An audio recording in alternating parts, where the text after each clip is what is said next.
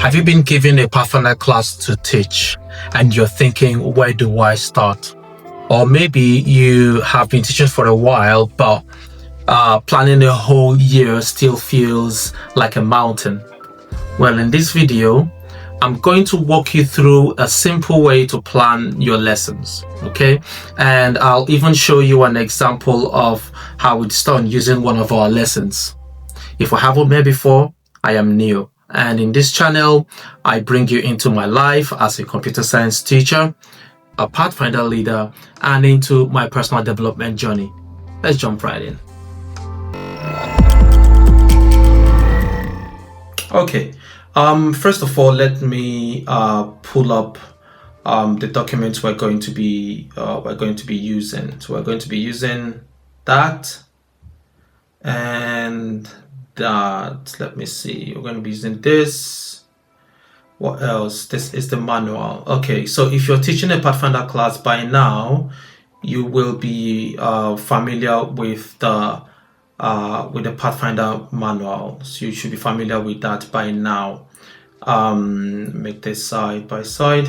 Yep, you're familiar with this by now. So this is the manual that you have been given to help you be able to teach your class. Okay, and this is going to be the workbook. Okay, more like an activity book for classes. Now, some conferences design theirs.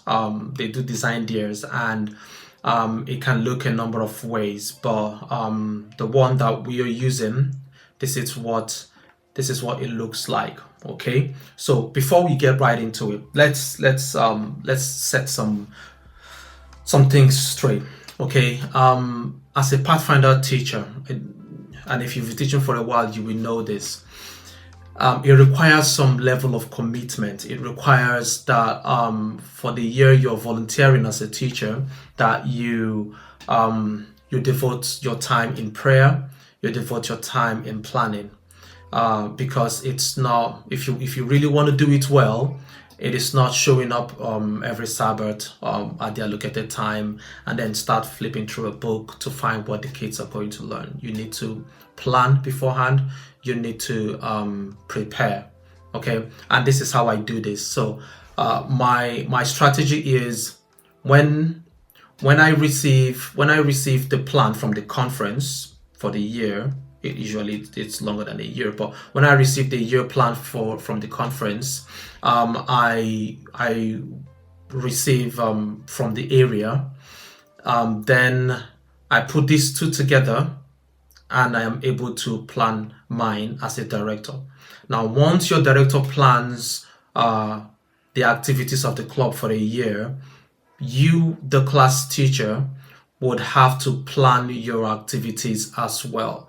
So in the sections that are allocated for class meetings, that is where you do all of your planning. That is where you note down what you're going to be teaching at that particular lesson. Now, there are requirements that will be taught as a club. There are requirements that will be conducted or activities that will be done as a club. Activities like maybe camping, maybe teaching a particular honor that you don't have a lot of resources to teach, like knots, maybe expeditions or excursions like maybe visiting the zoo or Butterfly Island or just something. There are some requirements that are done as a club. Maybe community service will be done as a club. Camping will be done as a club. Some requirements are done as a conference. So things like camporees as an area, maybe campouts or fairs. Some activities are done at different levels. Now, it is your responsibility to find where these activities are in the conference or the area plan of work, and then fit this plan into your own plan of work. Even though the Pathfinder director would have done this already, but in your own plan of work, you put that in so that your class will participate, and you, the teacher, will use that opportunity to make sure that your class gets what they need from that activity. Okay, take for instance what the Pathfinder, what the Voyager class needs from a community service can differ a little bit from what the Ranger class needs from community service. So it is going to be your responsibility to make sure that your class participates and that they get what they need from that particular conference-wide or area-wide or club-wide activity. Okay, so that is important. As a teacher, you make sure that you plan your lessons in the spaces provided by the club director as activity time, okay, as meeting time, right? Now, when you're making your plans, you should also know your class requirements that need a whole year to be fulfilled and start that early. Things like your memory gem. Your memory gem takes the kids a while to memorize all of them. So you can take that every lesson so that they can keep practicing and practicing, and you fix a particular date for your testing. And some requirements last more than one lesson, okay? Some requirements last more than one lesson. You also need to factor that in. And of course, you should know by now that the time allocated for a progressive class shouldn't always be more than 40 minutes. It should be between 30 to 40 minutes for a particular period. Sometimes for clubs that meet maybe once every week, or once in 2 weeks, those clubs can usually stretch their activities to up to an hour. But if you have to stretch your activity up to an hour, you need to invest into making it engaging, okay, to keep their attention. Now, one last thing I wanted to get out of the way is the Pathfinder Club is not a school in some sense. It is not to be treated like it is a school. If you teach it like a school, it's going to be boring. It's not, the students won't engage in a way they're meant to engage. Pathfinders want to engage with Pathfinder Club in a more hands-on, engaging way. So when you make it like a school, it can get a bit boring. Now, don't get me wrong. There are some elements of school in it, like you have to memorize the memory gem. You have to know that. You have to read some books.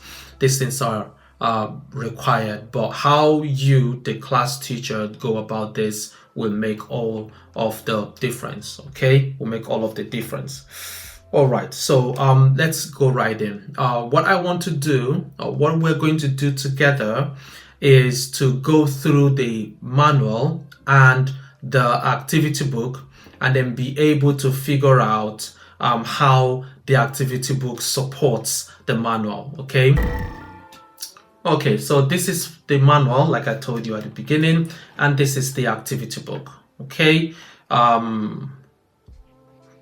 so the activity book is meant to complement the manual. The resource manual is for the teacher to prepare. Okay, it gives you the objectives for that particular requirement. It gives you the objective for that particular requirement. So it's going to be your duty to look at what the objective is for the lesson, and then find a way to lead the discussion or activity, just so that the Pathfinder will be able to develop resources. Okay, so at the beginning of the year, you write your club name. The Pathfinder writes their club name up there, and then their names, the teacher's name, and then the year. Okay, and this is how it is. Okay, so the Pathfinder submits this to the teacher whenever they are addressing any of the requirements. Okay, the teacher will endorse this area to show that they have met these requirements. So these signatures and this space here is not for the Pathfinder. Okay, it's not for the Pathfinder. The Pathfinder might tick. This tick could just be that, oh, this is where I want you to test me on. And then when you test and they pass the test as the teacher, you write the date and sign. Okay, so the Pathfinder ticks, and then you write the date and sign. So we're doing this using Voyager class, and I like Voyager, by the way. I like Voyager because this is the class that most specifically prepares the Pathfinder for baptism, prepares the Pathfinder for leadership roles in the church. So that's why I like the Voyager. This is where you look at. This is requirement 2. Okay, method of testing. They'll have to memorize and explain the pledge. What does this pledge mean? That is what they're going to be doing at that point. So let's go right to where the requirements start. Good. So this is where they're going to say what the pledge means, and that's how you examine it. Okay, so you will need to have a discussion with your teacher, demonstrate your understanding by participating in one of the following role play, panel discussion, essay, or project of your choice. That is through drawings, pictures, diagrams, or any other form. So if the Pathfinder is running this on his own, the Pathfinder should pick any of the above to complete this requirement. But if you, the teacher, is leading out, you have to pick one of these methods to teach. I usually find that a discussion and questioning serves best here. Okay, so first of all, they memorize it. You give them time to memorize. Okay, you give them time to memorize it, and once they memorize it, then you begin to ask them what it means. One key thing that has been constant with how this is explained is that the difference between the Pathfinder pledge and the youth pledge. Now, the Pathfinder pledge leads them into a kind of a more general reliance on God, a more general reliance of God, and tied directly to the Pathfinder law as a whole. Of course, the Pathfinder law: keep the morning watch, do my honest part, care for my body, keep a level eye, and so forth and so on. Okay, that's the Pathfinder law. Now, the Pathfinder pledge ties directly to the Pathfinder law, but tells them that they're relying on God will help them keep the Pathfinder law. Okay, so the Pathfinder pledge tells them that you're meant to keep the Pathfinder law. Okay, whereas the youth pledge, loving the Lord Jesus, I promise to take an active part in the work of the Adventist Society, doing what I can to help others and to finish the work of the gospel in other words. So you see that the Pathfinder law, the youth pledge right now ties directly into the actual work of the youth ministry, not just keeping the law for themselves, but the work of the youth ministry. So it's expected that they will commit their time into planning, into youth camps, into attending programs. They are going to be part of the leadership. They're going to volunteer to do these things. That's the major difference. Okay, one of them, the Pathfinder pledge, ties directly to the law and lets them know that it is through the grace of God that they can keep the Pathfinder law, whereas the youth pledge encourages them to participate actively in the duties of the Pathfinder club. That is how this is usually explained. And of course, you see this sort of work all over the whole lesson. So it's going to be your duty to pick which of these methods you're going to use as a teacher to teach the this requirement. Let's take another requirement that is diverse. Something else I liked, the butterfly one. Let's find it. Good, that's the butterfly one. So this is the signature. This is the signature lesson of Voyager class. That's the signature lesson of Voyager class. Okay. Let's find this in the manual.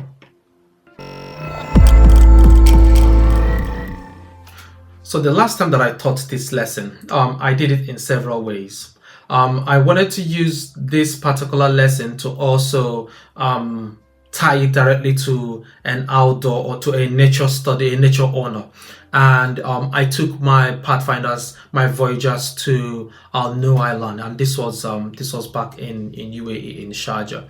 I took them to the butterfly island, and they were able to identify butterflies in their cocoons, identify them in each of the stages, in their larva stage, okay, and see the grown ones, see different varieties and species of butterflies, just to satisfy the butterfly owner and all the requirements that were in there. And then when we came back to class, we started talking about this lesson, okay, about Nicodemus and how it relates to the life cycle of a butterfly. So now I'm using this as an example, and of course you can tie this down to any other lesson. If you want me to give you specific examples with your own class, just leave it in the comment section below, and I'll make a lesson. I'll make a video for your own class. You can also leave the exact lessons that you want help in planning, and we can do that together. Right, so this is an example of a lesson that requires that you plan this ahead of time, because if you intend to do something about taking them to a butterfly island or having an exposition for butterflies, it's something you have to plan ahead of time and inform the people who are involved. In our case, towards the beginning of the year, I wrote a letter and then went personally to the island and booked a date that we all attended, and then talked about it with the parents, for funding and all of that. So it took quite a while, but eventually we did it, and it worked beautifully. Okay, so as a teacher, you're going to have to read this. This is context. Okay, this is context. This tells you the key text for this lesson. Okay, this tells you the story of Nicodemus and how Jesus met Nicodemus at night, and the story that transpired, the conversation that transpired between the two of them. This also tells you the objective, okay, of why they are studying this, right? That's what all of this is. Now, when you have told them this story, or when you guys have discussed all of this, read from the Bible to see all of that, and then you explained, you can take this in bits. So once they have done this, you explain it to them, then they can take the time and fill this in, do some research, read this. You can read this as a class, okay? You can read this as a class. They can read this on their own, but these shorter ones, you can read this as a class, right? Psalm 19 can be read as a class as well. Okay, usually what I do is that I can get a quiz, more like a study plan for each of these books. So Psalm 19, I can get a quiz for Psalm 19 with references, get a quiz for John 3 with references. So put them in a group so that they can, in groups, find the answers to those questions by going directly to the reference in the Bible. That way, by completing those materials, they are invariably studying John 3, Psalm 19, and Psalm 51 verse 10. That's how I lead this conversation. Remember, Pathfinder needs to be activity based. They have to get involved. They need to be doing something. You don't want them to sit and listen to you talk their ear off with all of these details, or start reading all of this to them. That's not going to be fun at all. So you don't need to spend too much time. Remember, it's 30 to 60 minutes, so you don't need to spend too much time doing this. This is one full lesson, okay? So you need to use your time properly. So I suggest you just print worksheets for this Bible verse and that Bible verse with references, and then have them in groups. Try to fill in the gaps. That's how they can finish this quickly, right? And when they are there, when they fill that workbook quickly, you can attach it to this document. They don't have to write anything else as long as they complete all of that. All they can write here could just be a summary of what they have learned, because it says review the story of Nicodemus and how it relates to the lifestyle of a butterfly, right? So in here you can just have your the document, the worksheets that they've completed. They can have it here, okay, attached to this document. And then on this part, they are meant to talk about each stage, how each stage relates to the transformation of a Christian, okay? How each stage relates to the transformation of a Christian, from sinner to Christian, right? So they're not going to write anything. They will first of all explain this to them, okay? Explain this to them. Now, remember that they've been to the Butterfly Island, or they've seen some things, maybe a video of this, and so they can relate to how this changes. So when you are explaining, they will have a picture in their mind about what you're explaining. So they know the egg stage. What is the egg stage? What is the egg stage? What is the larva stage? What is the chrysalis stage or pupa stage? Then what is the butterfly stage? And it continues, right? It's a circle, okay? Because this will have to yield fruits or make disciples, who keep going round and round. That's what this is about. So once you have explained this, they are expected to put this together on their own, okay? They're expected to put this together on their own. So that is what it's about, okay? It can be fun. It is fun.